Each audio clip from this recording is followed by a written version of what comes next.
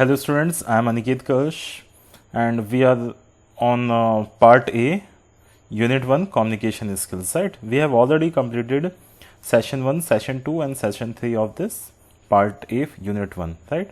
Method of communication, verbal communication, non-verbal communication, these all things we have already seen. Now today we will see session 4, communication cycle and importance of feedback. Right, from here we will start. Okay, so let's see.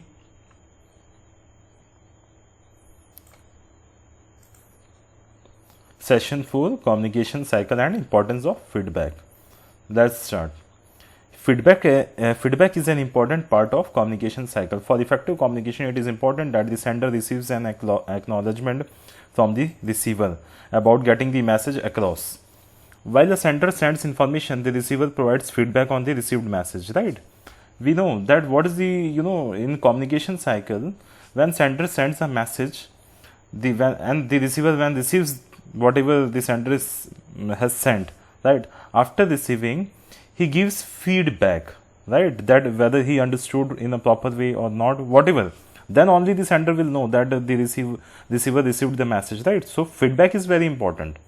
Okay. Translated to the work environment, when you observe someone perform their work, then communicate with them to help improve their performance, you are giving feedback. Okay, feedback can be positive or negative. Remember, feedback can be positive or negative. A good feedback is always specific, right? Feedback should be specific, helpful and kind. Okay. Now, so this is also very important. What is the importance of feedback, right? And what is feedback?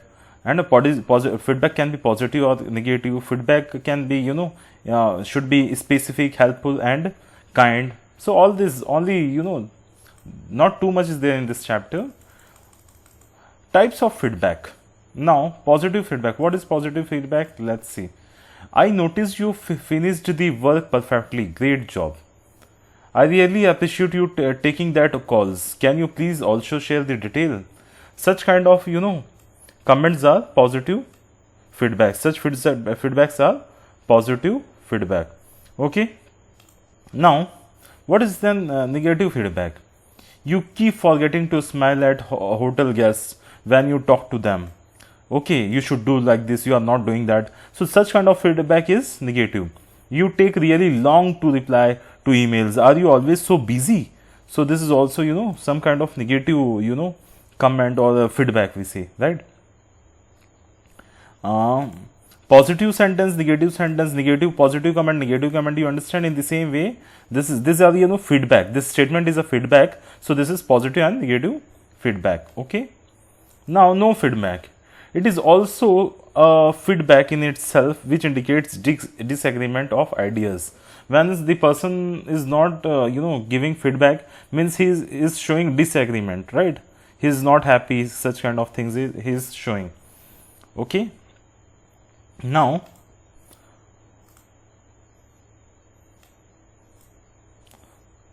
feedback.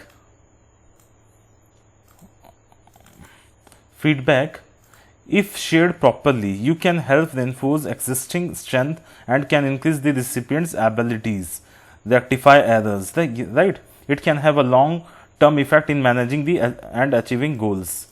A good feedback is one that is specific. So whenever you give, specific feedback, so that the receiver will, improve himself, right? If you will, not receiver, I am sorry, sender, right? If suppose if any, so what happens if any receiver is giving feedback that he is not able to understand, or there is some problem in the medium, suppose in the phone, or if there is a network problem, then what happens? If he will if the feedback is specific, then the sender will improve it, right? If his voice is not clear, or suppose there is a network, no network in their phone, no proper network is there, so he will come into the coverage in the out of his house, something like this, right? So feedback is very important. So feedback should be very specific, so that the so that the person at the other end can rectify the errors, right? It can have a long term effect in managing and achieving goals. So a good feedback is one that is specific, right? Specific, timely, on time. It should be polite, so that nobody will feel offended. Offering continuous support, right? So specific, it should be avoid general comments, try to include examples to clarify your statement of offering alternative rather than just giving advice. Allow the receiver to decide what to do with your feedback, right? Timely, being prompt, right? And polite, and offering continue support. Feedback sharing should be continuous process, that whether it is clear or whether the receiver is understanding or not. After offering feedback, let recipient know you are available for support, right? Now, importance of feedback. What all the advantages of feedback? Feedback is final component. Feedback is final component and one of the most important factor in the process of communication, since it is defined as the response given by the receiver to the sender. Let us look at certain reasons why feedback is important. Feedback is so important, right? Since it validates effective listening, right? It validates means it is it validates means it is what we say, means it makes effective listening, right? The person providing the feedback knows that they have been understood and that their feedback provides some value, right? It motivates feedback motivates can motivate people to build better work relationship and continue the good work that is being appreciated, right? It also motivates, if anybody is giving feedback, then it motivates the person at the other end, right? The senders. It is always there. Every time you speak to a person, we communicate feedback, so it is impossible to not to provide one, right? It boosts learning. Feedback is important to remain focused on goals, plan better, and develop improved product and services. Okay, it improves performance. Feedback can help to form better decision to improve and increase performance. Just remember the keywords, right? And even if you will not write exactly like this, you can think of your own. Why feedback is so important? If anybody is giving any message, or if anybody is communicating with you, if anybody is saying something to you and you are giving feedback, so what all things are, what is the importance of that? Okay, it makes effective listening. If you are giving feedback, means what it is, if you are showing the effectiveness in listening, and what it also motivates the sender. It boosts learning.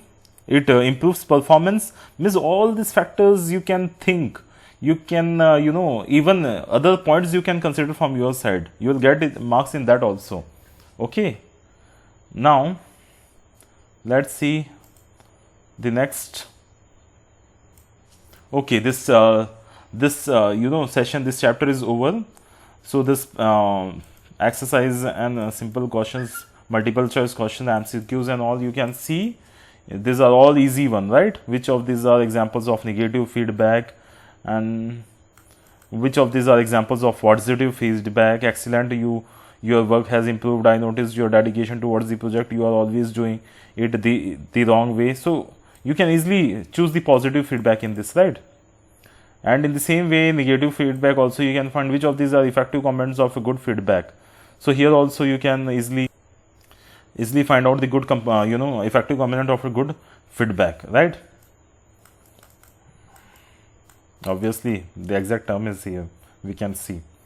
Okay, now subjective question. What do you mean by feedback? Let's take a scenario, right? You are not supposed to attempt this question. You can write the answer of this question. What do you mean by the feedback? Okay, and rest of this scenario kind of thing is not supposed to write on your notebook, right?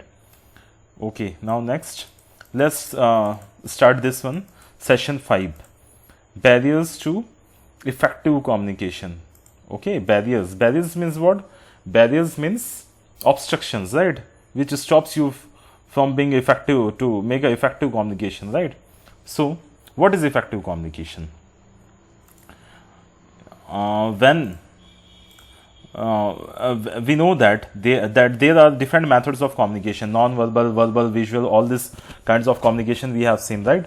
However, all these methods can be effective if we follow basic principles of professional communication. This can be abbreviated as 7 C's, right? So we have, I think, already talked about the 7 C's also. These are what? In effective communication, we should, have this thing in our mind. Our communication should be clear, concise, concrete, correct, coherent, complete, and courteous. All these things we have already seen. Clear, our communication should be clear, concise, concrete, correct, coherent, complete, and courteous. We all know the meaning of this, right? Now next, clear means what? Our our message should be, whatever we are speaking, whatever message we are sending or communicating should be very clear, right? Very, specific, clear. Concise means point to point, right? Like this.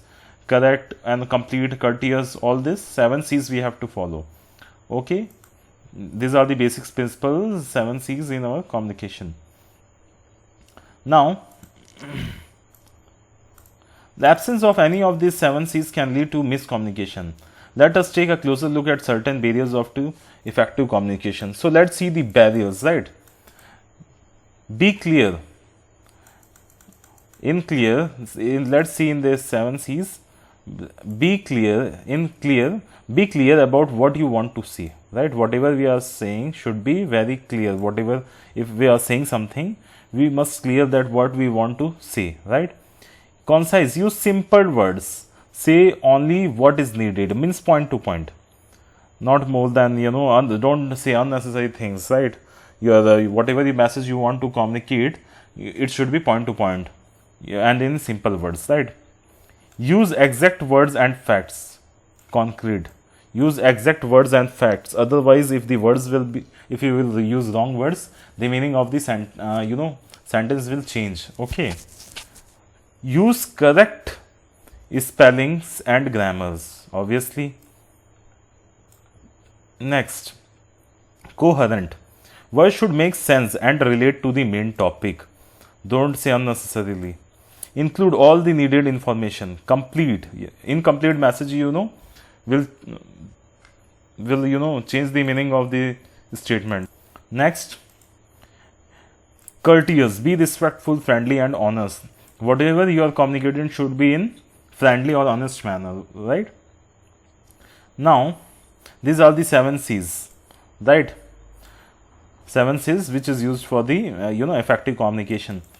Now, what are the barriers to the communication? First is the linguistic. Linguistic is related to language, cultural, physical and organizational, and interpersonal, right? Let us discuss all this in detail. So first, physical barriers, right? Physical barriers. What are these physical barriers? Let's see. So, physical barrier. Physical barrier is the environmental and natural condition that acts as a barrier in communication in sending messages from sender to receiver. Not being able to see gesture, posture, and general body language can make communication less effective. For example, text message, right, are often less effective as the person who is communicating with you cannot see you, your posture, your gesture, whether you are what is your mood, what's your mood, whether you are happy or you are upset, what is your body. He cannot read your body language, right? He will not, it will not be effective. He will not understand what is going in your mind. You are writing this text in a happy mood or in an upset mood. So text messages, communication through text messages is not considered as effective as compared to face-to-face communication, right? So next is linguistic barrier. What is linguistic barrier? The inability to communicate using a language is known as language barriers to communication. Language barriers are the most common communication barriers which causes misunderstanding, right? Misunderstanding. If your language is not understandable to the person to whom you are communicating, then it is, is a kind of barrier which cause misunderstanding and misinterpretation, right? For example, let us consider an example. For slang, professional jargons, and regional colloquialism can make communication difficult, right? Means if you are, suppose any person knows only Telugu and you know Hindi, so it will be difficult for him to understand your language, and for you also, because you don't know Telugu and he don't know Hindi, right? So such kind of you can consider in this, under this, right? Linguistic barrier.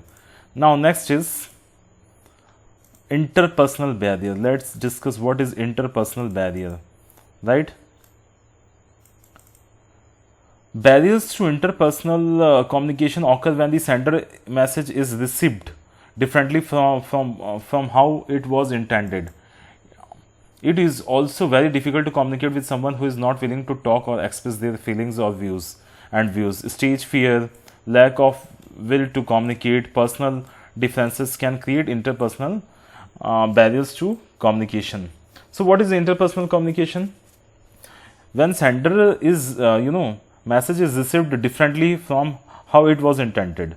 Suppose due to the lack of confidence or stage fear, if anybody is not able to say what he wants to say or what he wants to communicate, so that is a interpersonal barrier. Due to the he is not able to express. If anybody is not able to express his feelings or views, then it is interpersonal barrier. Okay. Next is organizational barrier. What is organizational barrier? Organizations are designed on the basis of formal hierarchical structure that follows performance standards, rules and regulations, procedures, policies, behavior, norms, etc. All these affects the free flow of communication in organization and therefore need to be suitably managed. Superiors, subordinates relationship in a formal organization structures can be barrier to free flow of communication. Obviously, with your seniors in any school, also with your teachers, you cannot freely communicate sometime, or in offices, in organization also, between the relationship between the boss and the employees, there's a what happens, their communication is not that free because one is senior and one is junior, right? So such barriers, as they are not feel comfortable to say each and everything, right? So this is a kind of organizational barrier, right? Also, sometimes due to stringent rules, the employees find it difficult to communicate with their peers too. Okay. Now next is cultural barrier. Let's see what is cultural barrier. So what is a cultural barrier? Let's see. Cultural barriers is when people of different cultures are unable to understand each other's custom, resulting in inconvenience and difficulties. People sometimes make stereotypical assumptions about others based on their cultural background. This leads to differences in the opinion and can be a major barrier to effective communication, right? Although there are certain barriers to effective communication, you can always overcome these barriers by following some best practices. So what is cultural barrier first? Let us see. Cultural barrier is is a barrier or problem in communication due to the cultural differences. You make mentality, you said due to some mindset. We have a mindset, right? So like Punjabis are like they like this, right? The Telugu persons are like this, their eating habit is like this, their dishes are like this. So such kind of and this is also a kind of barriers which create barriers in communication. Okay, People sometimes make stereotypical assumptions about others based on their cultural background. This leads to differences in opinion and can be a major barrier. Okay. Now, next is ways to overcome barriers to effective communication, right? How to remove barrier and overcome it so that our communication can be effective. So these are the most important points, or the question may be raised from this here only, because this is the very important part of this chapter. How to overcome, right, barriers to effective communication. Now, use simple language. First is use simple language. When you are communicating with somebody, use simple language. Do not form assumptions on culture, religion or geography. Ki South Indian peoples are like this or something like that. Don't form assumptions. Okay. Now,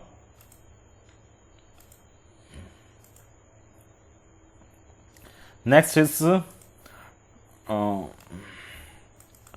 try to communicate in person as much as possible. Try to communicate in person as much as possible. So then only the communication will be effective, right?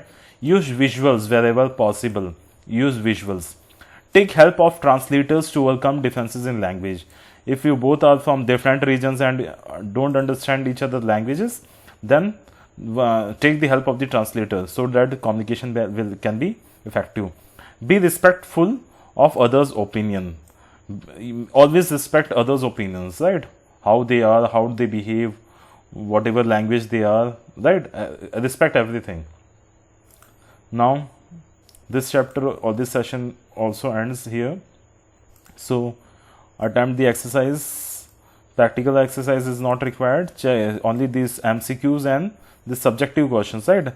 Write down the common communication barrier you may come across when you move to a new city or country. This you can attempt, right? One is small, paragraph you can write. Okay. What have you learned? After completion this session, you will be able to identify the common barriers to effective communication. List. Okay. Now let's start session 6, right? So, writing skills and parts of speech. Writing skills and parts of speech. Let's discuss this now. So, writing skills are part of verbal communication. We have already discussed verbal communication means whatever oral communication also comes under this, and writing skills also, right? Because in both this thing we are using words, right? Writing skills are part of verbal communication and include email, letters, notes, articles, SMS, chats, blog, etc. Right? In all these forms of written communication, we use sentences to express ourselves. Right? Sentences are made of words, and we use sentences on these writing skills to express our feelings and ideas. Right? Now, sentences are important because they help to clearly present the message. We all know that a sentence is a group of words that communicate a complete thought. For example, Pooja goes to school. On the other hand, a group of words which does not make complete sense is known as a phrase, right? The words which don't make sense are known as the phrase, right? For example, Pooja goes. This is a phrase. Okay, and Pooja goes to school, right? This is what? This is what? This is a complete thought, right? Complete sentence, you can say complete thought, and incomplete is known as the phrase. Okay. Now, a sentence always begins with a capital letter and it always ends with a question mark, full stop or exclamation mark based on the basis of the kind of statement or sentence, right? We will cover all these topics in detail, but first read aloud the given sentences. What all sentences we have to read aloud? When will you complete your homework? Right? When will you complete your homework? So here question mark will come. Okay, here question on the basis of the statement, the marks come. I completed yesterday, full stop. This sentence is complete, right? This is question question mark kind of question statement. So we will put question mark here. Okay, here we will put full stop, and here that is good, exclamation mark. Okay. Now, capitalization. What is capitalization? So we know that all sentences begin with capital letters. However, there are certain other points in a sentence where we should use capital letters. TINS is a set of simple rules that helps you capitalize words correctly. Each letter in the word TINS refers to one capitalization rule. What is the rule? Where we will use the capital letters? Let's see. TINS. You can clearly see as TINS means here, this is the abbreviation, right? T for titles. When you write Mr. Raju or Dr. Rahul, something like this. So here you can see, right? Dr. Mr. So D is capital, M is capital. So this T is for title, right? Titles. So in titles we will use capital letters. Here D, here M, Mr. Doctor. And next is I. Whenever I will use I, right, I should accompany him to the mall. So this I am a very good person, I am very intelligent, right? So this I should always be capital, right? Now in case of names, right, Friday or June or Suresh, here S is capital, for June J is capital, Friday F is capital. So all these are what? London is the name of the city, so L is capital.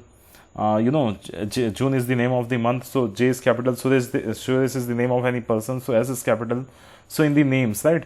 And in the S means starting letter of a sentence. Starting, whenever you write any sentence, the little girl lost her book, so the T is capital, right? So in this way, this is the capitalization rule. So this, remember this abbreviation TINS, TINS, right? Now next, punctuation. Let's discuss about punctuation. Certain set of marks such as full stop, comma, question mark, exclamation, we have just seen, right? Apostrophe also. So these are what?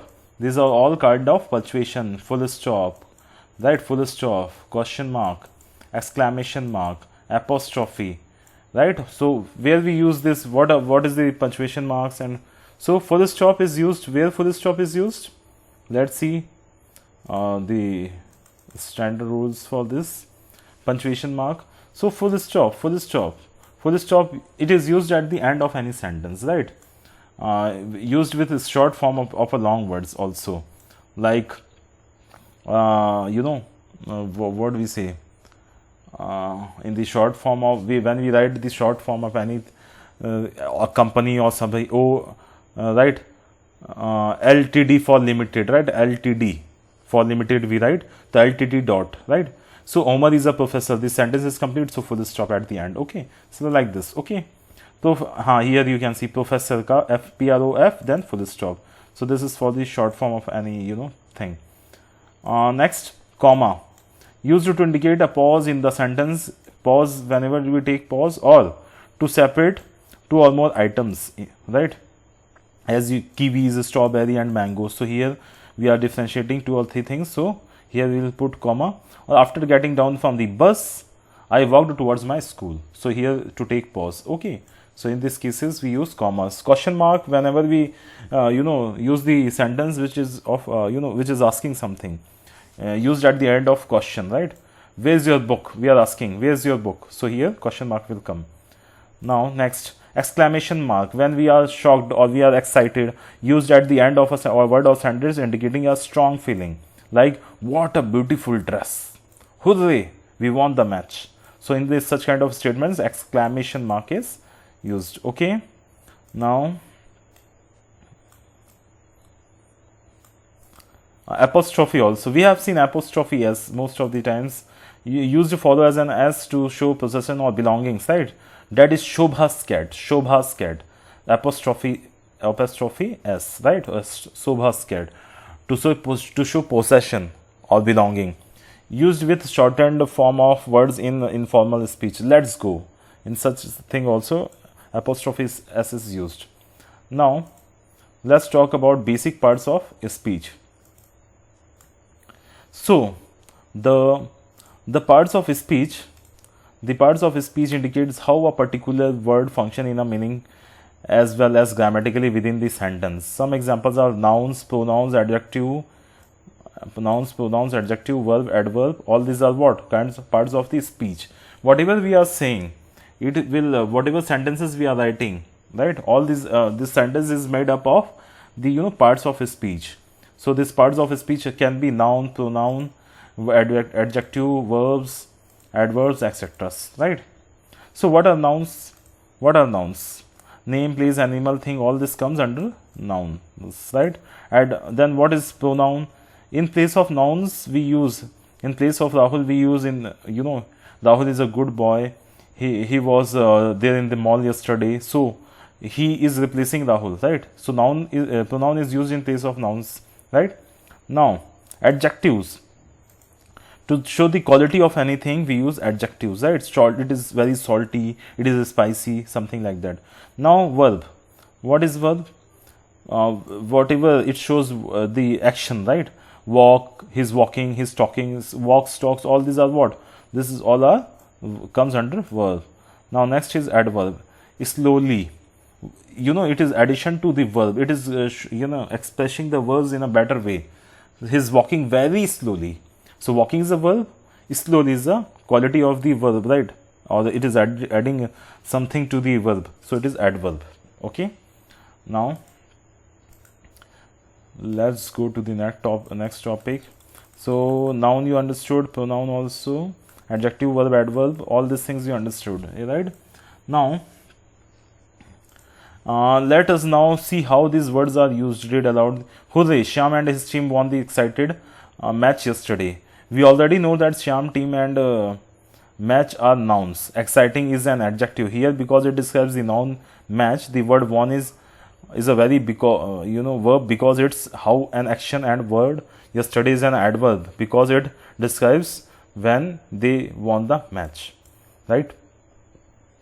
Now, but what about the remaining words in the sentence? Hooray and the and such supporting words are used to join the main parts of the speech together and also add to the information to the sentence. So these are what? Supporting words, right? Supporting words. Okay, supporting parts of speech. What all are the supporting parts of speech? Let's see. Supporting parts of speech. So articles,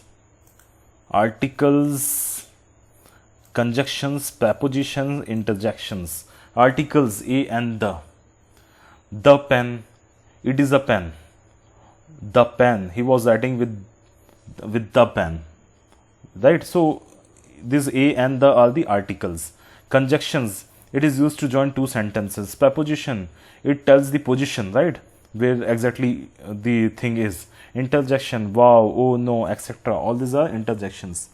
Okay, now these are all what? Supporting parts of speech types, right? Some supporting words are shown in the figure. Let us learn more about them. Articles, general, all these things we have already, you know what are this articles, generally used before nouns, right? And used before words with vowel sound. A used with words with consonant sound, right? And the is used to specify the things. Wow, the boy was taken by surprise because he saw a bird flying over his head. A bird, right? The boy, right? So these are all word articles. Conjunction, join two nouns, phrases or sentence. Wow, the boy was taken by surprise because he saw a bird flying over his head, right? So here you can see, as you can see, because is here, conjunction, right? It is joining the two statements, right? So we can say that because is a conjunction here. Preposition. Now let's see what is preposition. It connects one word with another to usually answer the question where, when and how. How the things happened. Wow, the boy was taken by surprise because he saw a bird flying over his head. Over. The bird was flying over his head, right? So it is position, telling the position about the bird. Interjection expresses strong emotions such as happiness, surprise, anger or pain. Wow, the boy was taken by surprise because he saw a bird flying over his head. Right? So, wow, the boy was taken by surprise. So, it is showing a strong feeling using the word wow. So, here it is a interjection. Got it? So, here is the end of this session or this chapter. So, we completed this also. Now, next, you can attempt the exercises given in this part A are very small and very you can easily attempt it, right? It is not too difficult. Like this simple MCQs are given. In which of this sentence can you find an adverb? Where is the adverb? What is the punctuation? In which sentence the punctuation is incorrect? Like this, you can fill in the blanks. Also, you can attempt. And if you have any problem, then you can ask me in Zoom lecture. Okay. Now, writing skills sentences. Okay. So, let's see session 7. I think this is the last session of this Unit 1 communication skills. Let's complete this right now. Parts of a sentence. Writing skills sentences, parts of a sentence. We all know that almost all English sentences have a subject and a verb, while some also have an object, right? Sonia drives a car. Here, Sonia, we are talking in this sentence, Sonia drives a car. In this sentence, we are talking about Sonia. So, it is a subject, right? And we are talking about, this. So, this is also a subject, and sometimes we consider as object also. And this is what she is doing. She drives a car. So, this is a verb. Okay. Subject, a person or thing that performs an action. Verb, describes the action. Person or thing that receives the action is the object.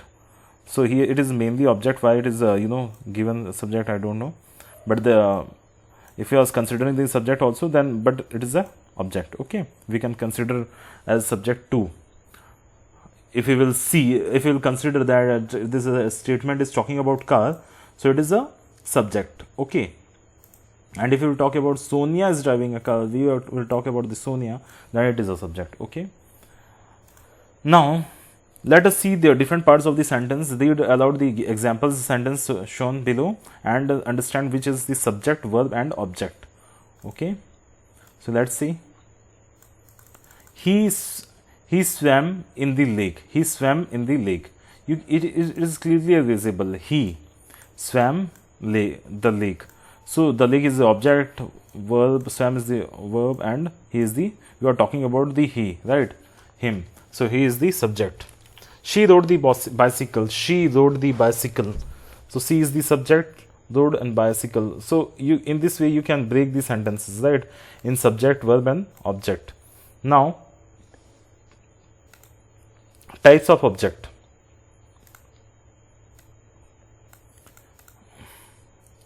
So, in a sentence, there can be, there can be two types of object, direct and indirect. The objects provided in the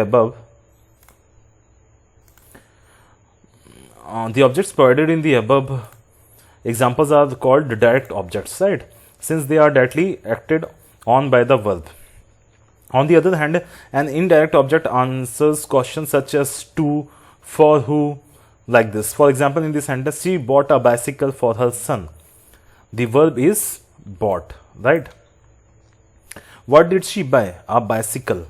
For who? For her son. Here, bicycle is the direct object and her son is the indirect object, right? Here you can see bicycle is direct object in this sentence.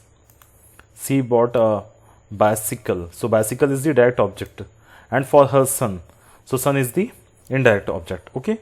Some sentences only have direct objects while some have both direct and indirect objects. Okay. Now, here in this chart, direct and indirect objects you can see. Ravi repaired his car. So, his car. So, car is what? Direct object, right? Repaired is a verb, obviously. Ravi is a subject. Now, next, the children played football. Football is a direct object. The parent sent him a postcard. Direct. He bought his daughter a computer. Computer is a direct object. His daughter is a indirect object. So, like this, it is clearly seen. 2 to 3 times if you read the sentence, you will automatically know what is direct object, what is indirect object, right? It's totally based, depends upon your practice. Types of sentence. Now here you can see Ram is reading a book. Reading is a verb, Ram is a subject. In the second, a book is being read by Ram. A book is read by Ram. So here a book becomes a subject. So it is changing. We are changing the subject by changing the statement. So this is known as the active and passive sentence, right? So let's see active and passive sentences.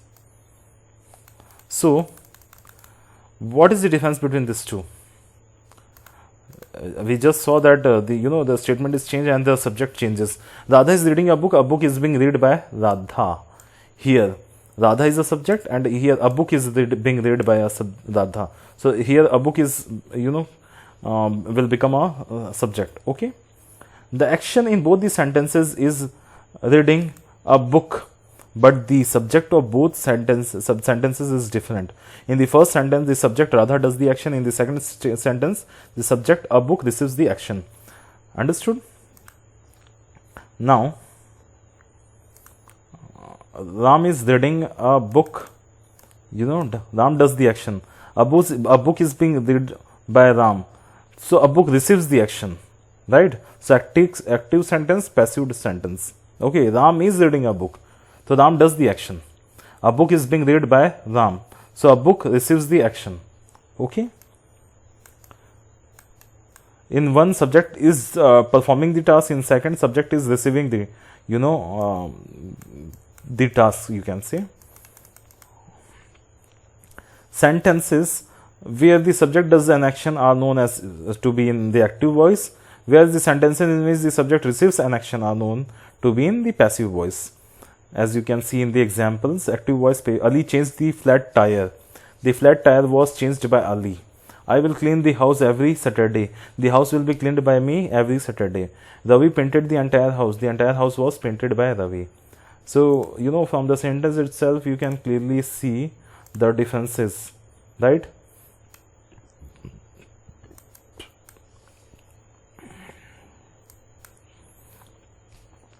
Now, in this picture, question statement. Where are you going during the summer break? I am going to London. Wow, that's amazing. Do not tell anyone yet. Each of these sentences has a different purpose. Also, notice how each sentence ends. Read the example in the given to understand different types of sentences. Where are you going during the summer break? I am going to London. Wow, that's amazing. Reaction order. In this sentence, question and statement form examples of types of sentences and types of sentences in description, reaction and order, right? So in this, what is happening is types of sentences we are talking about. So statement or declarative sentences. One type is the statement or declarative sentence. Second is question or interrogative sentence. Third is emotion or reaction or exclamatory sentences. Fourth is order or imperative sentences, right? So in statement or declarative sentences, what happens? Provides information or states a fact, right? Or we can say always ends with a full stop because it is a declarative kind of statement, right? Question, always question mark will be there. Ask a question, always ends with a question mark. Strong feeling means what? Exclamation mark, expression, expresses an emotion. Order or imperative sentences, it shows an order, command or request, advice. Can ends with a full stop or a exclamation mark. Okay, they always keep this in mind, and you can here see the examples also, right? So blue is my favorite color. This is a declarative sentence or simple sentence. Or question mark, do you want tea or coffee? This is what? Interrogative sentence or question kind of thing you are asking. This is the best way of my life. This is the best day of my life. Exclaimed. Please lower your voice. You are ordering somebody. Okay, you gave an order. So you can differentiate the using this examples. You can understand the different types of statements or sentences, right? Now next, move towards paragraph, right? Paragraph. By now you have understood how to form correct sentences by identifying various components that make up a sentence. Just a group of words form a sentence, a group of sentences form a paragraph. However, to qualify as a paragraph, all the sentences within it must have a common idea or theme. In a paragraph, all the sentences must have a common idea or theme, right? Now, for example, if you are writing about your best friend, the first paragraph can be of sentences about the name, age, personality, friendship, duration, and other such details, right? In the next paragraph, you can use sentences to describe what qualities you like about your best friend and how valuable your friend is, right? So in different paragraphs, the different kind of common theme should be there. Okay, common idea should be there. Like this here you can see the example. 2 paragraphs are written. My mother is my best friend. She loves me a lot and cares for me. When I am in any kind of trouble, I seek her help and support. She gives me sound advice and does all she can to comfort me and make me happy. Okay, this is the first paragraph. Now second, my mother always wishes me well and prays for my good health, happiness and success. I cannot thank my mother enough for all that she does for me. I am grateful to God for giving me such a wonderful mother. I love my mother and hope I can make her proud. So in this, different themes are there in this different paragraphs. So whenever, even when you write what we say, when we write articles or we write essays, in that also in different paragraphs we know how to change paragraph here to, in every paragraph we have some common theme, right? So this session also ends here. So I hope we have completed this unit, that is unit 1, communication skill, right? So here is the practical exercise. Then this all MCQs you can attempt and subjective questions also. And after this, okay, unit 2. So first unit is completed. We have completed first unit.